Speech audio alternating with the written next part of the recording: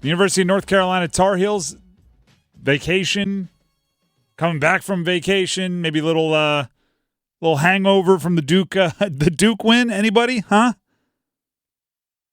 UNC lost to Clemson last night in what can only be described as the Duke win, beating them the next game.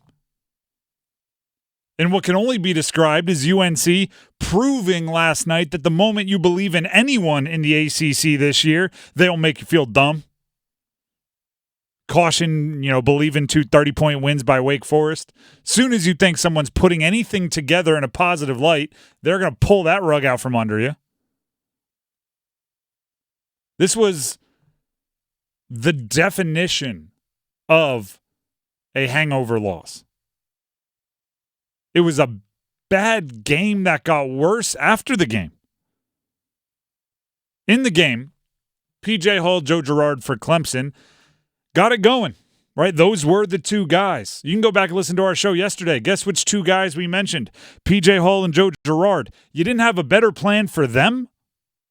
Clemson, by the way, give Brad Brownell and give that Clemson squad credit. They did what they had to do to win the game, but it starts and ends with those two guys for Clemson scoring the basketball at least. There's other roles for other players, but,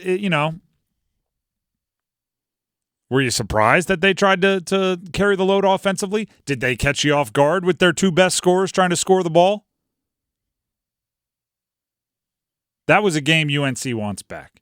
I thought Shefflin had an underrated performance, too, for the Tigers. He's a good rebounder, knocked down some free throws. Didn't show it on the score sheet, but he rebounded well, and he makes you pay if you're not paying attention to the small details on the floor.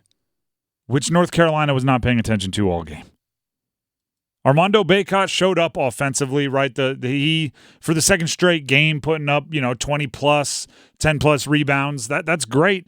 And I guess you could argue Harrison Ingram was upended a bit by the injury and being in and out of the lineup.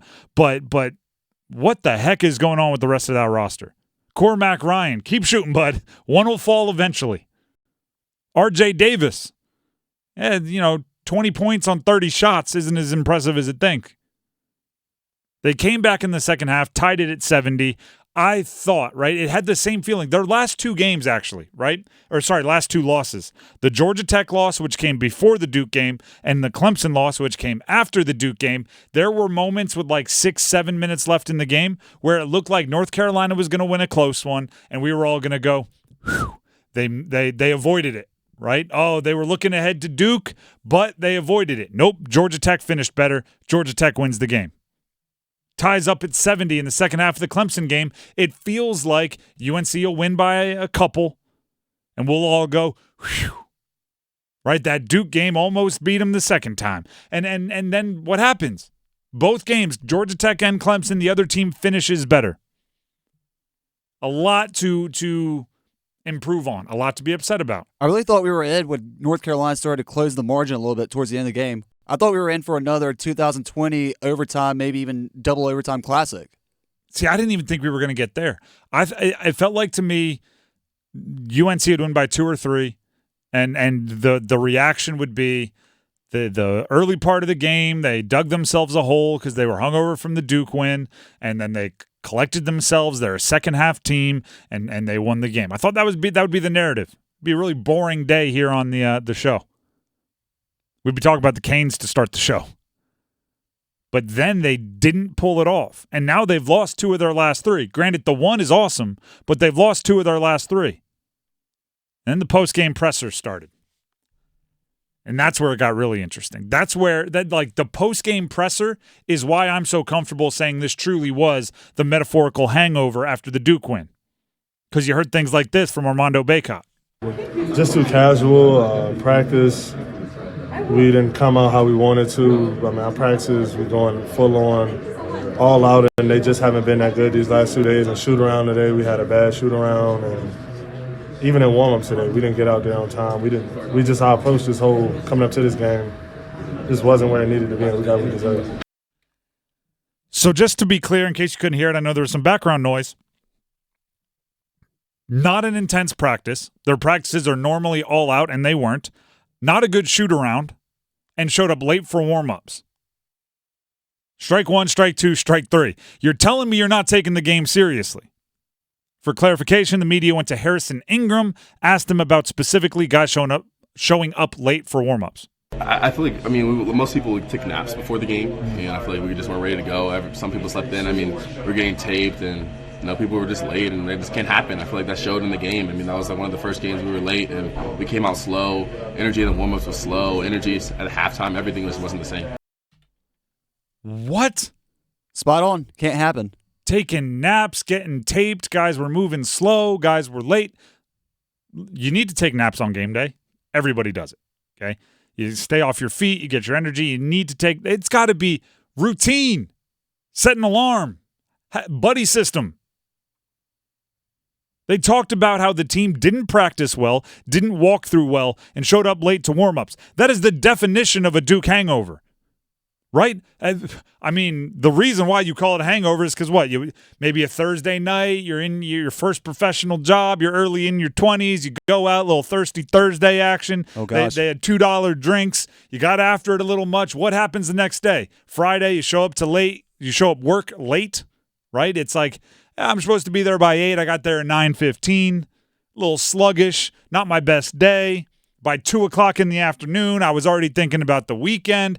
That's what they did in an ACC basketball game. Stop it, Tim. I'm getting flashbacks. That's what they did in an ACC basketball game against a team in Clemson that they knew was better than their record says. I think another thing that surprised me when going back and listening to Baycott's post-game comments, earlier in the clip, he talked about how it was Cormac Ryan going around telling the team, hey, guys, we got to be on our A game. This is a desperation game for Clemson. They know this is a game that can save their season. No offense to Cormac Ryan. Why is he the one that's saying that? Why is it not RJ Davis? Why is it not Baycott? It's probably because he's used to it, right? The interesting part of the UNC transfer portal guys this year is they didn't come from programs that were making the tournament, right? The other guys came from programs that know what it's like to be on the other side of that. To be in a desperation game. They're probably looking around, and by the way, North Carolina was there at times last year, but they're looking at Clemson going, if they don't beat us, they don't turn their season around. It was such a quintessential, obvious trap game opportunity, and it's, it's a bad horror movie, right? The bad horror. What happens in a bad horror movie? Well, we could get into that running car and drive home and drive to the police station and tell them, hey, our buddy was murdered.